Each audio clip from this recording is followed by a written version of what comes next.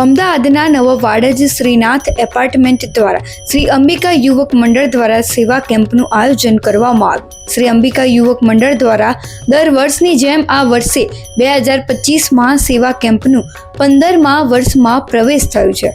અંબાજી દાતા APMC market પાસે સતત 15મા વર્ષે આ સેવા કેમ્પનું આયોજન કરવામાં આવ્યું છે।